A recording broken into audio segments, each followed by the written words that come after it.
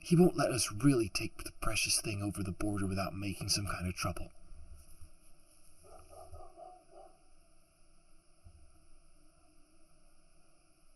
There's dogs barking and I can't finish. Okay, so, here's something interesting while I'm recording and waiting to record again, because of the dog barking in the background that I can't stop. I'm in a room that's, pretty isolated, but, this is a terrible place to record. The funny thing about this is that when I start reading,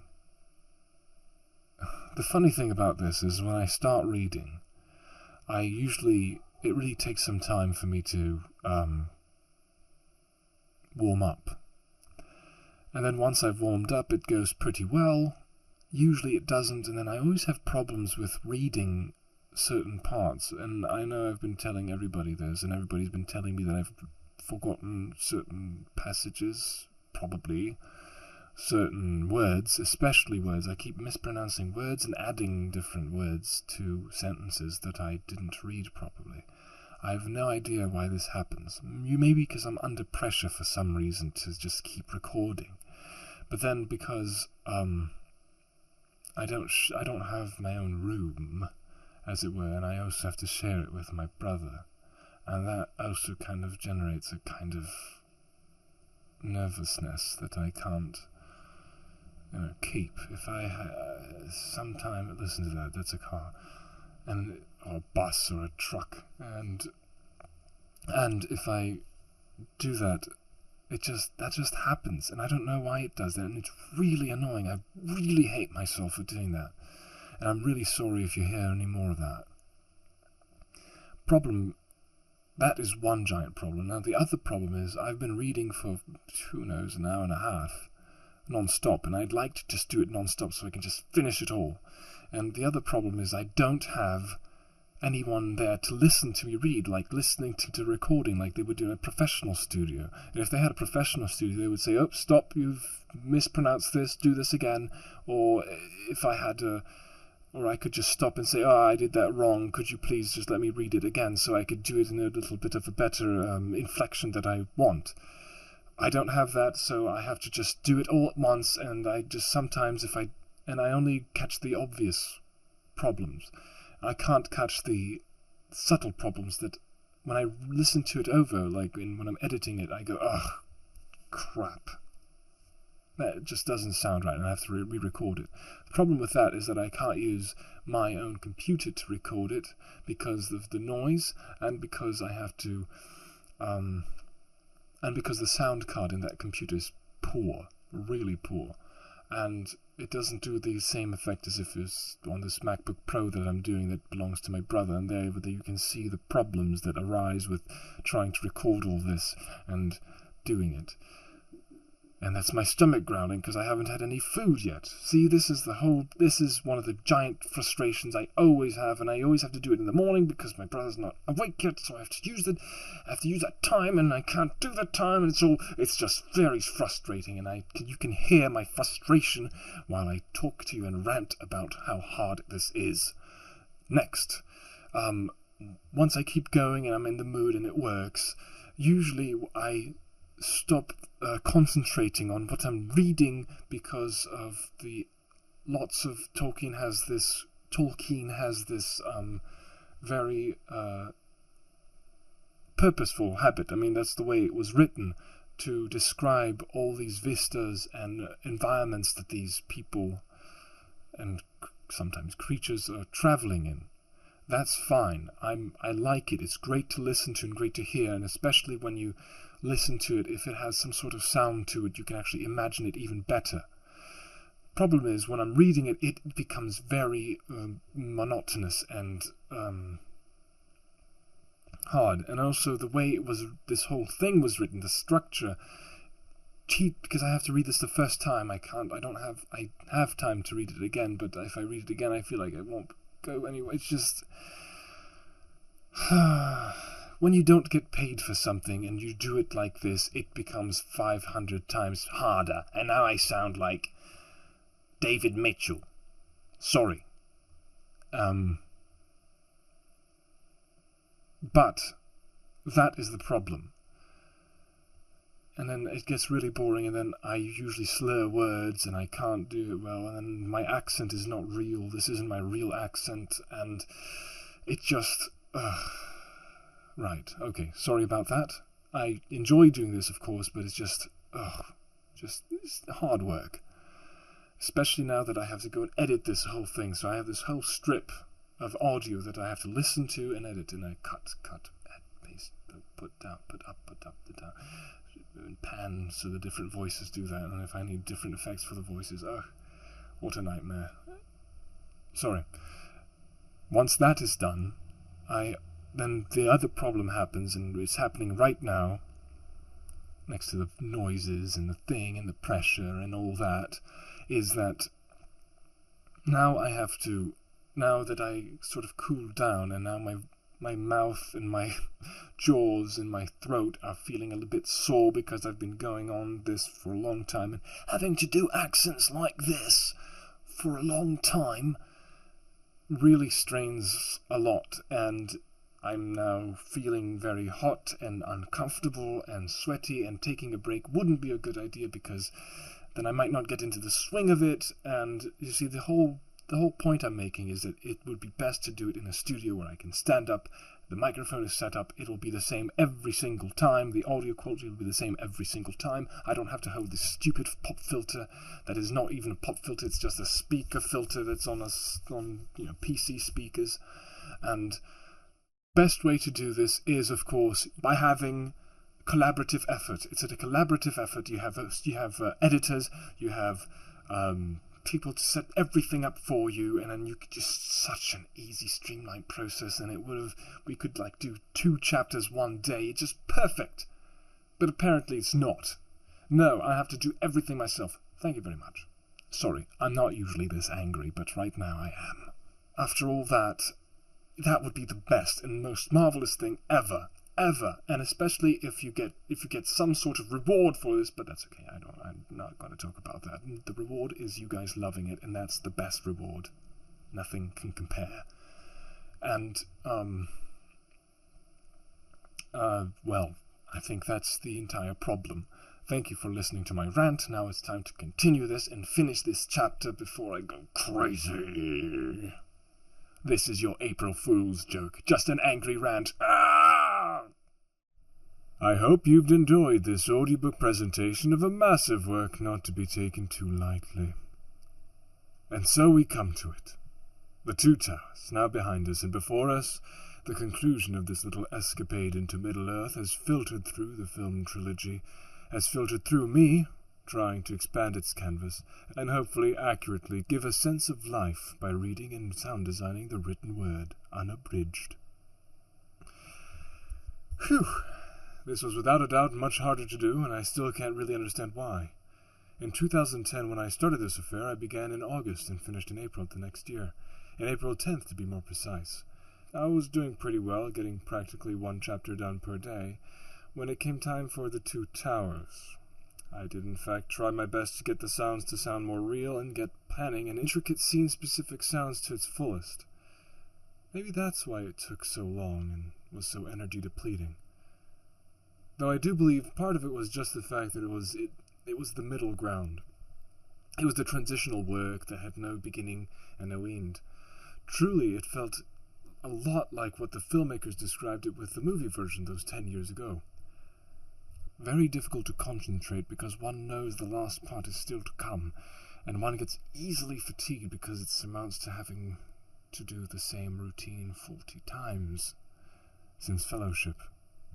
Not to mention the pressure of trying to get a good sound mix for all the battles, something I'm still very unsatisfied with at a few points. It was a hurdle, and I had to take many small breaks between chapters. I'm sorry it took so long to get it done. And of course there was that embarrassing issue with my computer. As you know, I was working on a laptop for the first half of the show, and it was surprising that I was able to do anything with it. I knew it was not able to deal with the audible chaos that was Helm's Deep, so I hoped beyond hope that I could get a new system soon. I called on you, and was so humbled that you lent out a hand with assistance. Now I have the best computer I could ever ask for, and it is thanks to you. Please give yourself a round of applause, because you definitely deserve it. I couldn't thank you enough.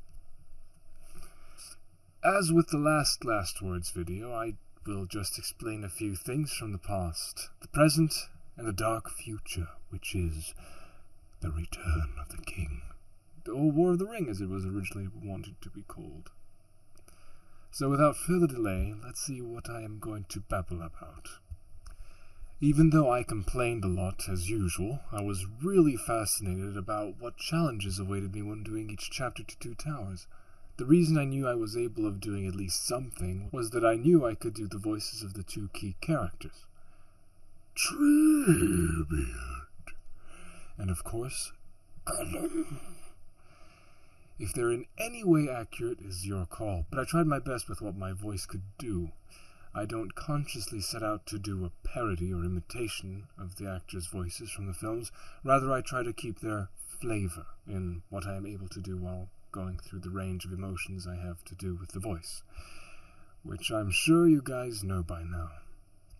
I really love doing the Uruk-hai chapter because orcs are just so much fun.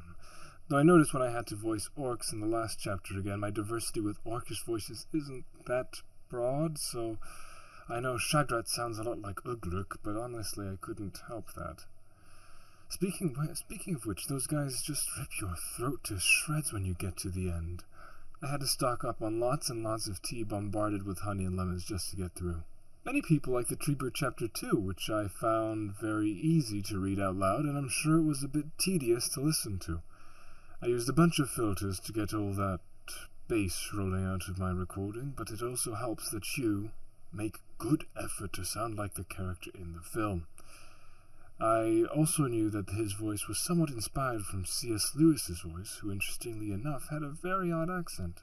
I know he was born and somewhat raised in Belfast, but from the very, very few surviving recordings he was present at, it sounds very interesting. Anyway, I tried adding more booms to Treebeard, as I'm sure would be appropriate. I know there's tons of technical errors, and let's not even begin with some mispronunciations, or worse, misreadings of words. I just caught one the other day at the end of Helm's Deep. Instead of morning wind, it was mounting wind, and every time I come across that error, I just want to crawl into a nasty, dirty, wet hole, or yet a dry, bare, sandy hole, and cast a hood over my face in shame. Frankly, it's still quite a little excessive trying to weed out the mistakes and then re-record them, but I had a friend on YouTube to offer his time to spot various mistakes on the YouTube video version so I can make adjustments for the MP3. It worked out pretty well for most of them. Well, speaking of which, I really want to re-record older chapters from Fellowship like I did with the first chapter, just to keep it in quality with the Two Towers, and yes, also re-record the King of the Golden Hall chapter, which was the very first test I did to see if something like this could work. Hope I can do that this summer and at a leisurely pace. Oh yes, and you'd be intrigued to find out that I did record and edit the story in Unfinished Tales, concerning Isildur's last stand. I just didn't finish editing it because I needed music that doesn't exist in Lord of the Rings because I'm ridiculously sensitive over themes and motifs I want to use when doing a scene. Adding to that, I also recorded, and still didn't finish editing, the prologue. Hopefully I'll be able to muster up courage to get those two out in the meantime as well. Speaking of the music, as I said, I'm really picky about what to use because music is the most amazing aspect of the films and to a lesser extent, this audiobook thing. Howard Shore did an almost superhuman job with it, and I can't imagine the amount of stress and rush that he was put through during the scoring of the later two films. With that said, I really listen carefully for what I need emotionally during each statement in the audiobook chapters and try my best to find motifs that relate to what is talked about or shown. I usually reuse some cues way too often, but that's simply because I don't have any other cue that fits that situation so well. Also, things that are written for the movie don't necessarily work well in the book. Maybe because of how short the movie depicts the scene, any specific scene, or maybe because the book has a very different way of telling the event and therefore requires something different in terms of mood. And this is why I am terrified of doing The Return of the King. It's not the battles, even though those, oh man, I have no idea how to make it sound awesome, that faze me. It's the climax of the story, and after that, and worse, the chapters and chapters of ending that I have to add music to. Music that doesn't exist! It's just really scary, and I have no idea how to get that working. Not to mention the last course of action at the Black Gate and what happens at Mount Doom. Don't worry, I'll try my best not to spoil things. The movie has this almost... spoil things as if any of you haven't seen the films or read the books already. I know a few. You're amazing people. The movie has this almost unfair advantage of combining both and intercutting between it to create a glorious music video of sorts that creates this thunderous and triumphant score which bursts into epic, eucatastrophic proportions and combines all the elements of each character together. In the book, I have the challenge of trying to keep that emotional high strong as scenes are cut into different chapters. It will be a challenge, and I wish I could use that music Shore composed for the film, but honestly, it doesn't seem like I'm going to be able to. Well, that's just the hard part of this audiobook, and we'll see what happens when we get there. Anyway, before I end this little rant, I have a very few silly things to say. First off, I am sad to say that I have not had the energy to produce any alternate versions of chapters, like I did with Fellowship, the rewriting of the scene with Lindir and Bilbo Liverndale, or the path where Gandalf fights a dozen orc units and gets experience points. I actually did plan on quite a few hilarious alternate versions, but I was so focused on just getting this blasted thing out of the way that I never did. Actually, I had a fantastic idea for April Fools as the company talked to Saruman, and a song begins thanks to him. Yes, obviously, I know you know what song I mean. Another sad thing is that I have had little to no bloopers to show you. I know. I've been pretty serious while reading and spent no time cracking too many jokes. However, I have one or two little gems that I did save, and they're curiously short. And they're ridiculously short, so I'll play them right now. One was when my brother came into the recording room with a drink. "Hi, hola! There's something lying in the road, a spy, a spy." But he could not go on. Oh. Yeah, I'm really crying, guys. Goodness gracious me, I must get some tea. Oh, okay. It flamed like a star that, leaping from the firmament, sears the dark air with intolerable, intolerable,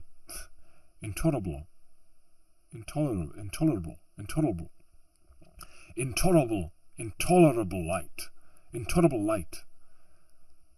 It flamed like a star that, leaping from the firmament, sears the intolerable light. Intolerable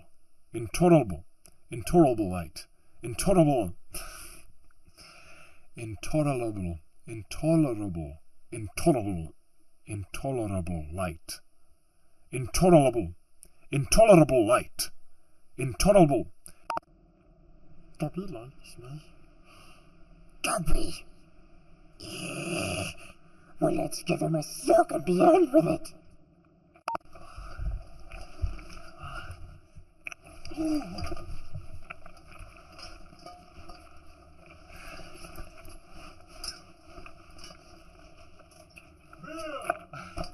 Beer! I need some beer! Ah, how funny. Anyway, I think that's it. I've said a few things about the process of doing this, and I have a great idea. Okay, so instead of me making up questions for myself, I'll ask you, you lovable person, you, for some questions or comments. You have no idea how encouraging and inspiring it is to read all of your wonderful words when I get down or gloomy. They're amazing. They just cheer me up and make me so thankful I was able to do something for you. Even though lots of it was because of the films, I'm really just expanding a bit from that. And the music too, and of course Tolkien himself. But all of you are already aware of that, just had to make that clear again. But seriously, I'm trying to save all of them because they're just so great. Thank you. Which is why I would love to know more about what your favourite parts were so far. What you thought was more interesting, or what you didn't like. Anything, really.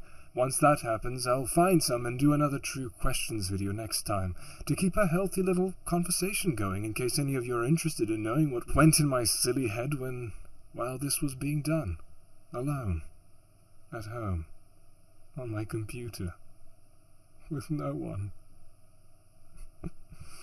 Oh, if you have questions or anything concerning Fellowship in the Two Towers, those are the two that were already done and finished. So don't worry, Return of the King will be here soon enough. Please do share. I would love to know your opinions and questions and would humbly answer them to discuss them in the comments or on another video. Again, thanks so much for sticking around and liking this fan-made thing. Hope to get another one of these up soon, with questions from you, of course. That is, if you want to. No pressure. No pressure, really. Sorry, I'm going to talk in American, because that's my normal. Thank you, and thanks for listening.